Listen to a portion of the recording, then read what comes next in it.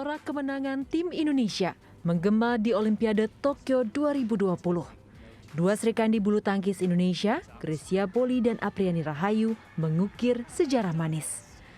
Mereka menjadi ganda putri pertama Indonesia yang menyabet emas Olimpiade. Haru dan bangga menyelimuti hati rakyat Indonesia. Penantian selama 29 tahun berakhir sudah. Tak hanya jadi catatan sejarah, emas ganda putri ini juga jadi kado terindah di tengah masa suram melawan pandemi. Grecia Poli yang sempat 2 kali ingin menyerah dan pensiun, meraih prestasi puncaknya di tahun ke-18 karirnya di lapangan. Akankah Olimpiade 2020 menjadi panggung pamungkas Poli? Halo Grace, gimana kabar ya? Sehat? Baik. Thank you banget udah datang. Sekarang lagi sibuk apa nih? Kemarin kayaknya dilihat banyak banget kesibukannya, ada bisnis macam-macam ya. Ya. Sekarang masih, karena kan dari kemarin udah kelar Bali, event di Bali, terus sempat istirahat dulu, tapi masih ada memang beberapa apresiasi yang dari pemerintah, terutama pemerintah daerah, yang perlu saya kunjungi. Kemarin juga dengar-dengar banyak bisnis nih sekarang nih. Kayak apa? Ada properti ya dengar-dengar ya. Terus ada sepatu yang kemarin kasih ke Pak Jokowi. Ya. Banyak nih bisnis sekarang. Ini lagi apa? Lagi persiapan kan? Persiapan sesuatu enggak sih, kan? sebenarnya kalau saya lebih kepada, walaupun saya masih aktif dalam bermain bulu tangkis, jadi pemain profesional, tetap saya harus ada belajar menginvestasikan apa yang saya punya ke dalam bidang lain, bukan cuma di badminton aja. Jadi itu yang saya coba kembangkan dari kira-kira 5 tahun atau 6 tahun belakangan. Jadi bukan persiapan mau pensiun nih? Bukan. Tapi kemarin dengar desas-desus nih, katanya tahun 2021, 2022 ini mau gantung raket, bener nggak sih? Gantung raket enggak lah, kita ya? main sebagai pemain bulu tangkis nggak akan pernah gantung raket. Pasti kalau mungkin kalau berhenti dari pemain profesional, iya. Kalau gantung raket saya rasa, saya nggak mau bilang gantung raket sekarang, saya salah kalau misalnya bilang saya gantung raket. Yang benar adalah? Raket itu pasti akan pakai, saya nggak jadi pemain profesional, saya akan main bulu tangkis sebagai hobi. Yang pasti saya akan nggak ngejar 2024 Olimpiade Paris. Oke. Sudah berapa tahun sih sebenarnya menjadi pemain profesional ini? Dan mulai tahun berapa kira-kira awalnya tertarik untuk menjadi atlet badminton? Pemain profesional itu saya masuk nasional tim itu di umur tahun 2003. Tapi kalau saya pertama kali bermain bulu tangkis itu waktu saya umur 5 tahun. Yang buat jatuh cinta apa tuh dengan badminton? Waktu saya umur 5 tahun itu, waktu saya dikasih raket dan pot untuk main, kok langsung bisa mukul gitu loh. Maksudnya bisa, kok ini kayak ada bakat olahraga nih, gitu. Jadi otomatis saya langsung merasa saya bisa nih, anak umur 5 tahun kan kayak lagi pengen tahu, cari banyak coba-coba segala hal, pengen ini, merasa kok begitu tahu bisa, saya tuh kayak saya pengen main bulu tangkis aja. Gitu. Oke. Inspirasinya siapa sih kalau dibilang di dunia badminton? Siapa yang jadi panutan gitu? Dari Indonesia saya memang panutannya dari dulu Susi Susanti. Oke. Di dalam, maksudnya dalam permainan, maksudnya prestasinya dan juga kehidupan luarnya. Pribadinya. Kalau di luar tuh saya memang suka sama Zhang Ning dari pemain Cina dan Lin Dan. Kalau dihitung nih dari awal terjun ke dunia bulu tangkis profesional sampai sekarang, itu pasti kan udah banyak banget gelarnya ya. Yang paling favorit apa? Olimpiade pasti ya? Iya, karena baru happening kemarin.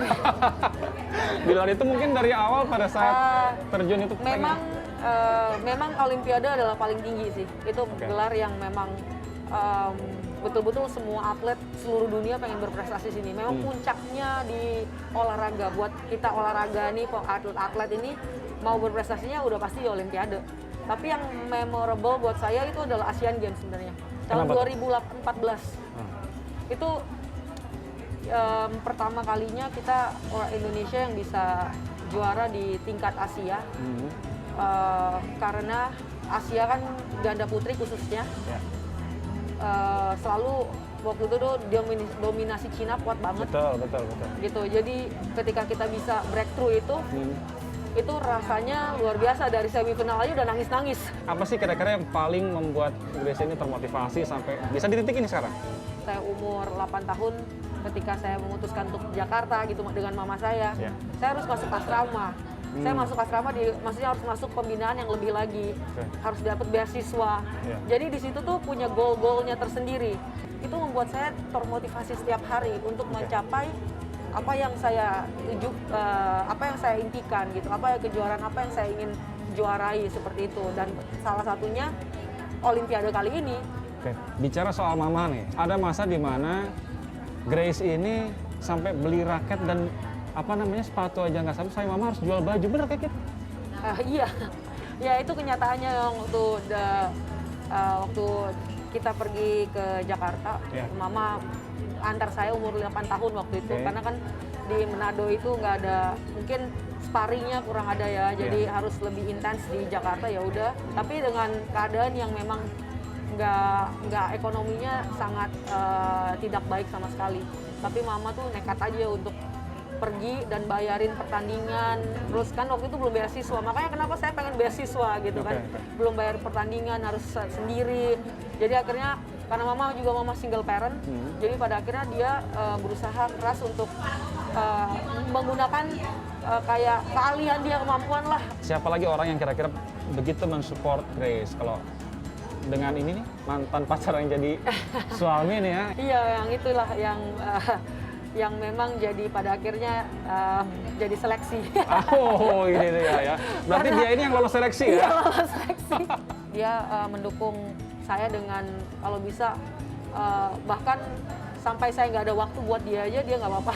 Oh iya? Karena kan saya tinggal di asrama, bahkan kan kita selalu kayak seperti kita tinggal sama-sama domisili di Jakarta, tetapi pacaran tuh kayak LDR. Atau bahkan kita setelah menikah kemarin, kalau mau dibilang 1 tahun ini 1 tahun menikah nih, saya paling cuma punya waktu bersama-sama misalnya sebulan. Karena kan partner hidup adalah Felix. Partner di lapangan jelas adalah Apri. Iya. Kali ini seberapa dekat sih? Apakah di luar lapangan sedekat pada saat di lapangan dan terlihat oleh masyarakat Indonesia? Tadinya kan saya udah mau retire di 2016 ya, karena partner saya sebelumnya itu cedera dan dia harus membutuhkan panjang dia punya recovery. Jadi saya memutuskan kayaknya saya juga udah cukup umur untuk retire. Tapi ternyata pelatih minta saya untuk stay dulu untuk bantu adik-adik di junior untuk biar naik dulu. Terus Apri baru masuk tuh 2017. 2017 baru pertama kali di partner langsung juara. 3 bulan berikutnya juara yang di Super Series yang di Prancis. Kita juara dan itu semua pemain semua itu ada. Dan itu membuat saya pada akhirnya saya nggak bisa bilang apa-apa. Pelatih aja saya kaget, kok cepet banget katanya. Kalau menurut Grace, Apri itu orangnya gimana? Atau kita hubungin Apri gimana? Apri lagi sibuk apa sih sekarang? Dia kemarin sih udah bilang ke saya, dia lagi pulang Kendari. Kak, aku pulang dulu ya, mau kemana lo? Pulang dulu kampung. Oh yaudah, sana gua nggak hubungin dia, lu jangan hubungin gua juga. Oh, jadi ada semacam kode etik di pasangan ini ya? Kalau lagi sama keluarga, jangan saling ganggu ya? Kayak bercandaan. Jangan hubungin ya. Di luar lapangan tuh Apri kayak gimana sih orangnya buat Grace? Bisa masuk ke barat kalangan. Oh, oke. Kayak gitu bisa. Nah, makanya dia juga bisa masuk dengan saya juga. Terus kita, ya itu harus dibangun sih. Oke. Kalau di luar sana ada anak-anak mungkin yang terinspirasi dari kesuksesan Grace, juga Apri, dan ingin mencapai target yang sama gitu, mendapat perolehan yang sama, kira-kira apa yang harus mereka persiapkan? Sedikit motivasi untuk mereka. Ketika tahu kita udah gali potensi, kita tahu potensi kita di mana, kita kerjakan. Nggak bisa kita cuma mimpi kan. Kita kerjakan apa yang sesuai yang kita mau atau profesi apa yang kita inginkan. Saya olahraga, ya lakukan tugasmu sebagai olahragawan, latihan, kerja keras, bagaimana caranya menjaga badan, dan kalau ada hambatan kita harus jangan menyerah dengan apa yang kita lagi kerjakan. Oke, sahabat RTV, itu tadi perbincangan saya sama Grace ya, sosok yang banyak menginspirasi kita di tahun 2021 ini. Semoga apa yang kita obrolkan tadi bisa menjadi inspirasi buat sahabat RTV semua di rumah dan kalian semua yang juga sedang mengejar cita-cita, jangan cepat menyerah. Demikian pesan dari Grace. Sampai jumpa. Grace, terima kasih buat waktunya ya. Iya, terima kasih sama-sama. Yuk kita minum, dari tadi kita ngobrol terus nggak minum-minum ini. Ya, boleh.